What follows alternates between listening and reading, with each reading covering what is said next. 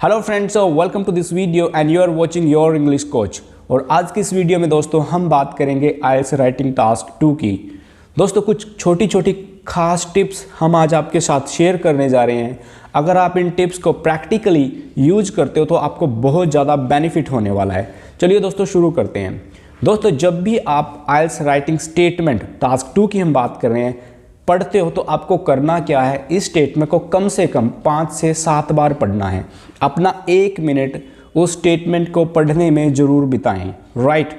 क्या होता है जब स्टूडेंट्स 5 से 7 बार उस स्टेटमेंट को पढ़ते हैं, जो कीवर्ड्स हैं वो कीवर्ड्स को अच्छे से समझ सकता है और उनको समझने के बाद अपना पूरा ऐसे प्लान कर सकता है। कई बार स्टूडेंट स्टेटमेंट को 1 या 2 बार पढ़ के अपने ऐसे को प्लान करना शुरू कर देते हैं और जब वो ऐसे के मिड में पहुंच जाते हैं तब उनको लगता है कि यार कहीं गलती तो नहीं हो गई है उनसे। तो इसी गलती से बचने के लिए आपको करना क्या है, स्टेटमेंट को कम से कम 5 से 7 बार पढ़िए। After that you have to plan your essay. Right.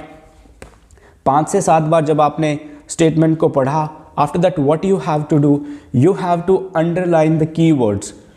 उस स्टेटमेंट में जो कीवर्ड्स हैं, जो मेन वर्ड्स हैं, उनको अंडरलाइन कीजिए और उसके बाद स्टेटमेंट में चेक कीजिए कि ये एक आइडिया के बारे में बात कर रही है या 2 आइडियाज इसमें दिए हुए हैं। राइट। अगर वहाँ पे 2 आइडियाज़ दिए हैं तो आपके वो कीवर्ड्स उन्हीं 2 आइडियाज़ से रिलेटेड होंगे। अगर वहाँ पे किसी एक पॉइंट के बारे में बात हो रही है, किसी एक आइडिया के बारे में बात हो रही है, तो वो कीवर्ड्स उसी एक चीज़ से मैच करेंगे। So what you have to do, you have to identify whether the statement is talking about 2 ideas or it is about single idea. Right. And how would you do that? When you understand the statement. And if you understand the statement, I guarantee you will be able to plan your complete essay in an effective way. Okay, so what you have to do, read the statement 5 to 7 times, underline the keywords. Now find out what the statement is talking about.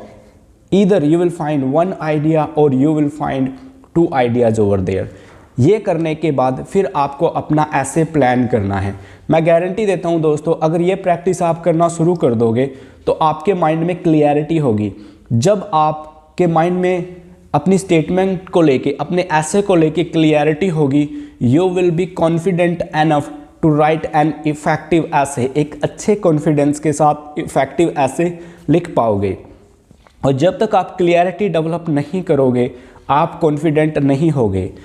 भले ही आपने बहुत अच्छी तैयारी की हो, आप grammatically कितने ही strong क्यों ना हो, आपका लेक्सिकल रिसोर्स कितना ही रोबस्ट क्यों ना हो, फिर भी आप गलती कर सकते हो। क्यों? क्योंकि आपने स्टेटमेंट को समझा नहीं है। और जब तक कोई भी टॉपिक आपको समझ नहीं आएगा तब तक गलती करने के चांसेस ज़्यादा होंगे। सो what I say here, when you start writing, plan your essay. Right. Do not write anything without planning. जैसे कि हम बात करते हैं इंट्रोडक्शन की। इंट्रोडक्शन लिखने के लिए हमें स्टेटमेंट को समझना बहुत ज़्यादा ज़रूरी है और जब हम स्टेटमेंट को समझ पाएंगे तो हम एक बेहतर इंट्रोडक्शन लिख पाएंगे। अगर आपने स्टेटमेंट को समझा, आप फिर आइडियाज़ आइडेंटिफाई कर पाओगे। इस स्टेटमेंट में एक आइडिया के बारे में बात हो रही है, स्टेटमेंट में 2 आइडिया के बारे में बात हो रही है, आइडियाज़ सपोर्टिंग है, कंट्राडिक्टरी हैं। तो ये सारी की सारी चीज़ें जब आप स्टेटमेंट को समझ पाओगे तभी कर पाओगे। आपने इंट्रोडक्शन में अपने स्टेटमेंट को पैराफ्रेज कर दिया और जिस आइडिया को आप एग्जामिनर के सामने उस ऐसे में प्रेजेंट करना चाहते हो उसको आप बॉडी 1 में, बॉडी 2 में बहुत अच्छे से प्रेजेंट कर पाओगे with examples. Right.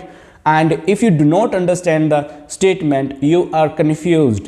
You won't be able to write anything effective, and that will not appeal to examiner as well. So what you have to do, dear friends, understand the statements. और keyword का बहुत ज़्यादा role होता है। कई बार हम पूरे के पूरे स्टेटमेंट को समझ तो जाते हैं लेकिन जिन कीवर्ड्स पे, जिन मेन वर्ड्स पे हमें बात करनी होती है उनको हम स्किप कर देते हैं। तो आपको ये भी नहीं करना है। Understand the statement, figure out the keywords, what the main words are in the statement. After that, whether it is talking about 1 idea or 2 ideas, after that start writing.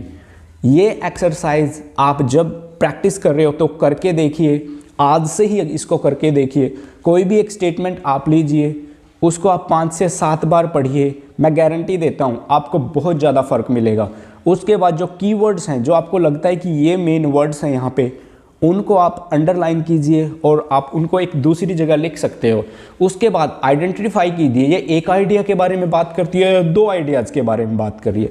जब आपको मिलेंगे कि ये 2 आइडियाज़ के बारे में हैं तो आप बॉडी 1 में एक आइडिया की बात करोगे, दूसरे आइडिया की बॉडी 2 में बात करोगे और बेहतर तरीके से आप कंक्लूड कर पाओगे। बहुत से हमारे फ्रेंड्स हैं वो स्ट्रगल करते हैं कि उनको स्टेटमेंट समझ ही नहीं आती। क्लास में वो टीचर से अक्सर बात करते हैं, sir I am unable to figure out what's it about, because they do not read that statement. Okay, so what you have to do, read the statements as more time as you can.